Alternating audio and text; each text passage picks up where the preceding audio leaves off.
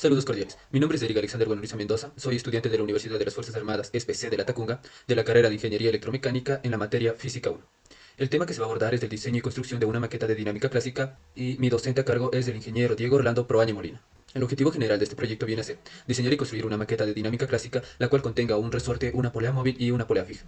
Los objetivos específicos son determinar de forma experimental los coeficientes de rozamiento, la constante de elasticidad del resorte y la aceleración del cuerpo de masa 1, que estarán presentes en la maqueta de dinámica clásica. Realizar los correspondientes cálculos de errores para el coeficiente de rozamiento, la constante de elasticidad y la aceleración, con la finalidad de validar cada resultado en la práctica. Calcular la aceleración de los cuerpos y las tensiones de las cuerdas presentes en el sistema de la maqueta de dinámica clásica. A continuación presentamos ciertos conceptos que fueron esenciales para la comprensión y elaboración de la maqueta de dinámica clásica. La dinámica es la parte de la mecánica que estudia las relaciones entre las causas que originan los movimientos y las propiedades de los movimientos originados. La causa que provoca este movimiento se lo conoce como fuerza, donde la definición de fuerza corresponde a que es un agente físico capaz de producir o modificar el movimiento de un cuerpo. También es una magnitud vectorial que por lo tanto posee dirección y sentido, al igual que intensidad, y su unidad de medida es en newtons. A continuación, presentamos las leyes de Newton. Las leyes de Newton, también conocidas como las leyes del movimiento de Newton, son tres principios a partir de los cuales se explica una gran parte de los problemas planteados en mecánica clásica, en particular aquellos relacionados y relativos al movimiento de los cuerpos. La primera ley de Newton, también conocida como la ley de la inercia, nos indica que todo cuerpo se mantiene en reposo o en movimiento rectilíneo uniforme, mientras no actúe sobre él una fuerza externa que tienda a modificar su estado de equilibrio. En otras palabras, cuando ninguna fuerza actúa sobre un cuerpo, la aceleración del objeto es cero. La segunda ley de Newton establece la relación que existe entre la fuerza que actúa sobre un objeto y la aceleración que éste experimenta. Y nos dice que la aceleración que experimenta un objeto al someterse a una fuerza neta es proporcional a dicha fuerza. Su fórmula viene a ser sumatoria de fuerzas va a ser igual a la masa por la aceleración. En cambio, la tercera ley de Newton, también conocida como la ley de la acción y reacción, nos indica que a toda fuerza de acción corresponde una fuerza de reacción, de igual magnitud pero de sentido opuesto. Cuando un cuerpo ejerce una fuerza sobre otro, este ejerce sobre el primero una fuerza igual y de sentido contrario. Como se puede observar, aquí la fuerza de A hacia B va a ser igual a la fuerza que ejerce B hacia A, pero en sentido contrario. A continuación vamos a analizar diversas definiciones de las fuerzas que actúan en la maqueta de dinámica clásica. El peso. El peso es la fuerza con la que la gravedad de la Tierra o de cualquier otro cuerpo celeste atrae a los cuerpos que están en sus proximidades. El peso de un determinado cuerpo se calcula como la multiplicación de la masa por la gravedad. La tensión. La tensión es una fuerza que existe debido a la interacción de un resorte, cuerda o cable, cuando está atado a un cuerpo y se jala o se tensa. Esta fuerza ocurre hacia afuera del objeto y es paralela al resorte, cuerda o cable en el punto de unión. La fuerza de rozamiento es una fuerza que surge por el contacto entre dos cuerpos y se opone al movimiento, dándonos como fuerza de rozamiento es igual al coeficiente de rozamiento por la normal. La fuerza elástica es la fuerza ejercida por los objetos tales como los resortes, donde interviene directamente la ley de Hooke, que nos dice que la fuerza aplicada para estirar un resorte es directamente proporcional a la extensión del resorte, dándonos como fuerza elástica igual a la constante de elasticidad por la variación de elongación del resorte. La fuerza normal, en cambio, es la fuerza de contacto ejercida por una superficie sobre un objeto. Esta actúa perpendicular y hacia afuera de la superficie. Los materiales necesarios que se emplearon para la elaboración de la maqueta de dinámica clásica fueron los siguientes: tablas MDF, tornillos, cáncamos abiertos y cerrados, polea móvil, hilo sintético, un destornillador, una balanza mecánica, una regla, madera, una caja de cartón, un resorte, un flexómetro, una sierra, una varilla de 1 pulgada, tijeras y un carrete de hilo. Aquí se puede presentar las características de cada uno de los materiales que se utilizaron. A continuación vamos a presentar el proceso de armado mediante un video y pasos consecutivos mediante diapositivas.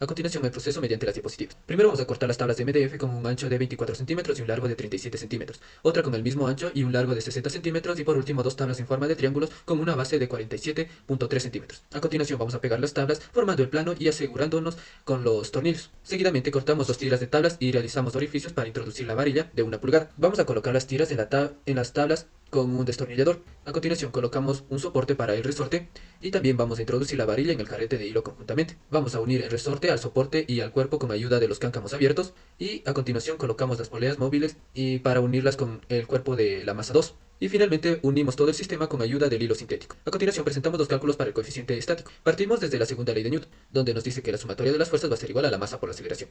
En las fuerzas del eje Y solo interviene la normal y el peso en Y. Por lo tanto, vamos a tener que la normal va a ser igual a la masa por la gravedad y por el coseno del ángulo. A continuación, sabemos que el objeto va a estar en reposo, por ende va a tener una aceleración igual a 0. Por ende, la sumatoria de las fuerzas en el eje X va a ser igual a la masa por la aceleración equivalente a 0, donde las fuerzas que actúan vendría a ser la fuerza de rozamiento menos el peso en X, dándonos, después de todo un proceso, que el coeficiente estático viene a ser dado como la tangente del ángulo. Ya obtenido nuestra fórmula, vamos a calcular el coeficiente estático, pero como sabemos, utilizamos una aplicación que nos permitía calcular el ángulo, donde existía una variación en el ángulo. Por ende, vamos a utilizar cada uno de los valores para calcular 10 coeficientes estáticos y generar el promedio de los mismos. Primero vamos a trabajar con un ángulo de 38,18 grados, donde el coeficiente estático 1 va a ser equivalente a 0,78 unidades. Y de igual forma lo realizamos para los siguientes ángulos y coeficientes estáticos. A continuación presentamos el cálculo de errores para el coeficiente estático. Primero vamos a calcular la media aritmética o el promedio, siendo equivalente a 0,7812 newtons sobre metros. Y también presentamos el cálculo del error absoluto, equivalente pues al valor absoluto de la resta del promedio de los coeficientes estáticos menos cada coeficiente estático. Seguidamente vamos a calcular el error absoluto medio. Para ello vamos a utilizar la sumatoria de todos los errores absolutos calculados anteriormente sobre el número de errores absolutos, dándonos un equivalente de 0,0036. Y también vamos a realizar el cálculo del error relativo, que se lo obtiene mediante el error absoluto medio sobre el porcentaje de coeficientes estáticos, dándonos un error relativo de 0,0046. Y por último obtenemos el cálculo del error porcentual equivalente a 0,46%. A continuación presentamos el cálculo del coeficiente dinámico. Para ello primero nos vamos a enfocar en la segunda ley de Newton, donde de igual forma, como hicimos anteriormente, vamos a partir de la sumatoria de fuerzas en el eje Y, dándonos que nuestra normal va a ser igual a la masa por la gravedad y por el coseno del ángulo. De igual forma, mediante los cálculos que se desarrollan en la sumatoria de fuerzas en el eje X, vamos a obtener que el coeficiente dinámico va a ser igual a la tangente del ángulo menos la aceleración sobre la gravedad por el coseno. Pero como podemos darnos cuenta, nos hace falta la aceleración. Y para el cálculo de la misma, vamos a realizar el siguiente proceso. Utilizamos la fórmula del movimiento uniformemente variado, donde deducimos que la aceleración va a ser igual a 2 veces el desplazamiento sobre el tiempo al cuadrado. De allí es de donde vamos a obtener que la distancia que vamos a emplear va a ser de 2,95 centímetros, equivalentes a 0,0295 metros, con un tiempo estimado 1 de 0,33 segundos, dándonos una aceleración 1 equivalente a 0,0970 metros sobre segundos al cuadrado. Cabe recalcar que los tiempos en el que se calculó la distancia varían, pero son similares. Por ende, vamos a realizar el cálculo de errores para cada una de las aceleraciones. Y ahora vamos a calcular pues los cálculos de errores para las aceleraciones. Primero vamos a partir del cálculo de la media aritmética o del promedio de las aceleraciones, dándonos un valor resultante de 0,1001 metros sobre segundos al cuadrado. Y el cálculo del error relativo equivalente pues a la resta del promedio de las aceleraciones menos cada aceleración dentro del valor absoluto. Continuando vamos a realizar el cálculo del error absoluto medio, dándonos un valor de 0,0019 y el cálculo del error relativo equivalente a 0,019. Y por último el cálculo del error porcentual dándonos 1,8981%. Como se puede observar, es menor al 2%, por ende, los cálculos son los correspondientes. A continuación presentamos los cálculos para determinar la constante de elasticidad, donde vamos a partir de la sumatoria de las fuerzas en el eje Y, donde las únicas fuerzas que intervienen pues viene a ser el peso y la fuerza elástica. De allí deducimos que la fuerza elástica va a ser igual al peso. Y de igual forma vamos a despejar la constante de elasticidad, siendo igual a la masa por la gravedad sobre la variación de elongación del resorte, siendo esta igual a la longitud final menos la longitud inicial. A continuación realizamos los cálculos para todas las constantes. De igual forma vamos a tener 10 constantes y vamos a generar un promedio con sus respectivos cálculos de errores, porque se realizó con 10 masas diferentes. Primero, para la constante 1 tenemos una elongación inicial de 0,061 metros y una longitud final de 0,128 metros, dándonos una constante 1 de 206,3861 newtons sobre metros. De igual forma lo realizamos el mismo proceso para las siguientes constantes. Ya obtenidas todas las constantes, realizamos el cálculo de errores correspondiente. Primero, el promedio, equivalente a 214,4621 newtons sobre metros, y el cálculo del error absoluto, de los errores absolutos, pues viene a ser de la resta del porcentaje de las constantes menos cada una de las constantes. y procedemos a realizar el cálculo del error absoluto medio, dándonos un valor correspondiente a 4,1218 y el cálculo del error relativo equivalente a 0,0192. Y por última instancia, el cálculo del error porcentual equivalente a 1,92%.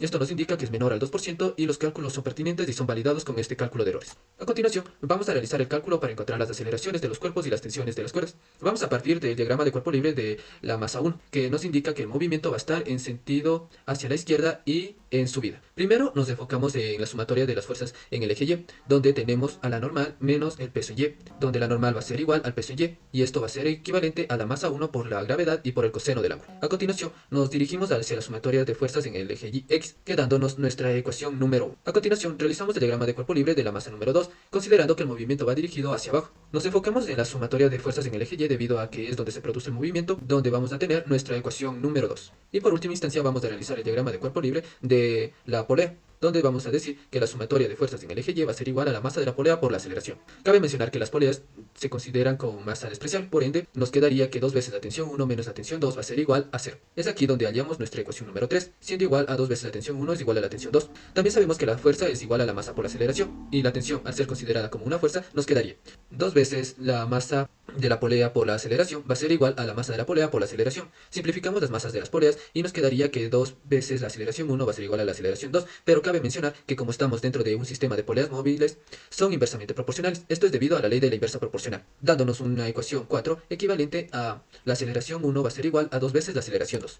A continuación traemos todas las ecuaciones y mediante un proceso matemático y físico vamos a obtener las aceleraciones de los cuerpos y las tensiones de las cuerdas, donde nuestra primera aceleración, la aceleración número 2 que hallamos, es equivalente a 18,25 metros sobre segundos al cuadrado, nuestra aceleración 1 siendo de 36,51 metros sobre segundos al cuadrado, y la tensión número 2 va a ser equivalente a 63,14 newtons, y la tensión 1 pues de 31,57 newtons. A continuación presentamos las conclusiones de la elaboración de la maqueta de dinámica clásica. La primera conclusión. Como consecuencia de lo expuesto en el informe, podemos concluir que para generar el diseño y la construcción de la maqueta de dinámica clásica fue necesario la implementación de diversos materiales, como poleas, un resorte, cuerdas, entre otros, de los cuales se obtuvieron los datos necesarios para el cálculo matemático y físico de los coeficientes de rozamiento, la aceleración y la constante de elasticidad del resorte, que posteriormente dichos resultados nos permitieron el cálculo de las aceleraciones de los cuerpos y las tensiones de las cuerdas. También, otra conclusión viene a ser que dentro del análisis del cálculo de errores se obtuvieron 10 coeficientes de rozamiento, 10 estáticos y 10 de aceleraciones en función de 10 tiempos, y 10 constantes de elasticidad diferentes, con las cuales se logró generar el promedio de los mismos para después generar el cálculo correspondiente de los errores absolutos, medios, errores relativos y errores porcentuales, donde este último tenía que ser específicamente menor al 2% para que la práctica sea válida. Y en última instancia, para el correspondiente cálculo de las aceleraciones de los cuerpos y las tensiones de las cuerdas del sistema de la maqueta, fue necesario el cálculo previo de diferentes datos obtenidos experimentalmente y validados con sus correspondientes cálculos de errores, para su correcta validación. Ya obtenidos dichos datos, se procede a utilizar la segunda ley de Newton en la sumatoria de las fuerzas en el eje X y en el eje Y, que actúan sobre cada cuerpo, implementando el diagrama de cuerpo libre, del cual se obtiene 4 ecuaciones diferentes, de las cuales mediante un proceso matemático y físico se puede obtener la aceleración de cada cuerpo y las tensiones de las cuerdas. A continuación vamos a presentar las recomendaciones para dicha elaboración de la maqueta y proceso. En base al proceso de elaboración de la maqueta de dinámica clásica, se recomienda que para la implementación de la polea fija es indispensable un soporte que mantenga a la polea sujeta y estable a la maqueta. En cambio, para la polea móvil es necesario elaborar una estructura a la que se pueda sujetar por medio de las cuerdas. De igual forma, para la ubicación del resorte se recomienda establecer un soporte que permita al resorte estar en forma paralela y sin contacto con la superficie. Y finalmente, para la unión del sistema por medio de las cuerdas es necesaria la utilización de cáncamos, los cuales permiten unir todo el sistema y los cuerpos presentes con mayor facilidad. Otra recomendación es que en virtud al correspondiente cálculo de errores, tanto para el coeficiente de rozamiento estático, la aceleración y la constante de elasticidad, es recomendable utilizar valores que sean similares, debido a que eso nos permitirá tener una mejor precisión de los promedios de cada uno, y al igual que al instante de realizar el cálculo de errores obtenidos, tanto los errores absolutos, los errores medios, errores relativos y porcentuales, sean específicamente menores al 2% exactamente pues en el error porcentual, ya que esto garantiza que el valor del promedio con el que vamos a trabajar sea el indicado, debido a la validez que le da el cálculo de error. Caso contrario, si no se implementara todos los cálculos de errores, no se podría garantizar que los datos con los que vamos a estar trabajando posteriormente en los cálculos sean los indicados, porque no se tendría la fiabilidad de los datos. Y la última recomendación es que se recomienda que antes de empezar con los cálculos de las aceleraciones de los cuerpos y las tensiones de las cuerdas, se valide todos los valores de los coeficientes de rozamiento, las aceleraciones y las constantes de elasticidad, ya que al obtener dichos valores experimentalmente existe la posibilidad de que no sean precisos, para lo cual es necesario el correspondiente cálculo de errores de cada uno. Luego de todo ello, es recomendable recomendable que para la obtención de la aceleración y las tensiones simplemente el diagrama de cuerpo libre de cada uno de los cuerpos, ya que de esta forma se puede estudiar todas las fuerzas y aceleraciones que actúan sobre cada cuerpo, al igual que las tensiones que generan las cuerdas del sistema. Y finalmente presentamos la bibliografía en la que se basó los conceptos y la estructuración de la elaboración de la maqueta de dinámica clásica. Eso ha sido todo. Muchas gracias.